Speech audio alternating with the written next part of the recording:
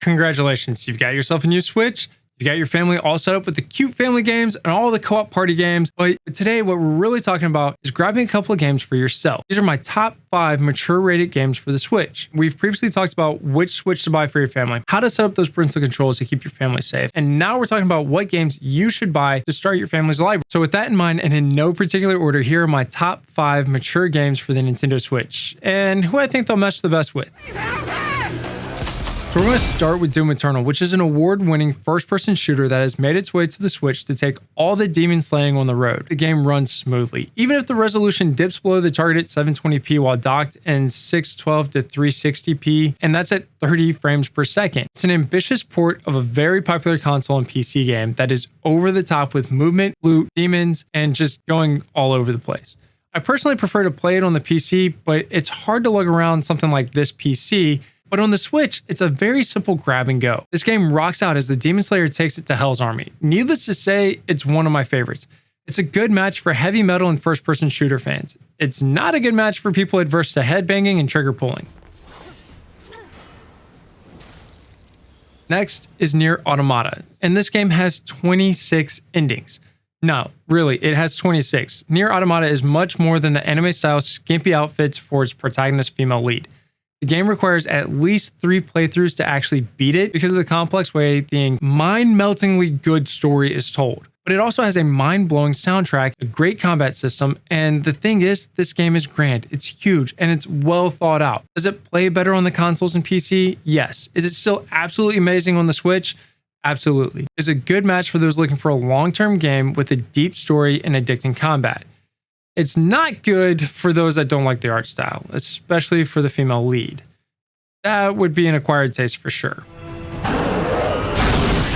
Next, we have Skyrim, which is about the most classic game that every gamer has at least one copy of. I mean, even Saturday Night Live did a skit on it running on a refrigerator at one point. But really, the game is a massive hit because it can run on just about any console well, as it shows on the Switch. The draw of the game is that once players get into the open world, they're given an incredible amount of freedom to go where they want, level up how they want, and accomplish quests in their own playstyle. Oh, and the character creator has so many options, it's insane. Skyrim is a really good match for people who want to experience a classic game on the go. It's not a good match for...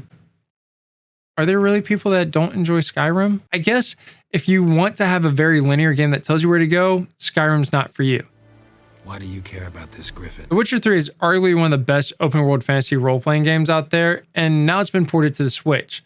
Originally, I was worried because the story and the world are huge and vast, and the Switch is not that powerful of hardware. But thankfully, the Saber Interactive developer team retooled the game to run properly on the Switch, although it's at the cost of some of the visuals. One of the most impressive parts for me is the cross-save feature, since I own it on the PC and on the Switch, meaning I can play the same save file on both locations. Not at the same time.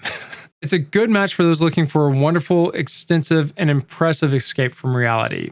The Witcher 3 is not a good match for those that want to have a quick game to pick up and put down. Not okay with having magical powers, or for people that think Henry Cavill is going to be in the game. Surprise, he's not. Only in the ancient legends it is stated. And last we have Dark Souls, which is the classic hardcore melee game that will happily frustrate you anywhere while you're on the Switch.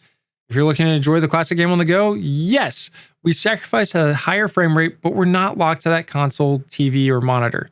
That being said, it runs really well, staying above the targeted 30 frames per second. There are some weird oddities, like Nintendo's decision to flip some of the input controls, such as confirming actions and canceling those actions, leading to some pretty funny menu options and actions in the game. This is a good match for people who like a challenge and to play a game the way the developers intended, because there's not another option with Dark Souls. There's no difficulty slider. It's not a good match for people who want to relax, not have to try, or people who just don't want to die in a game. Also, I want to reiterate this. Don't forget to add the parental controls so your kids don't end up playing your M-rated games.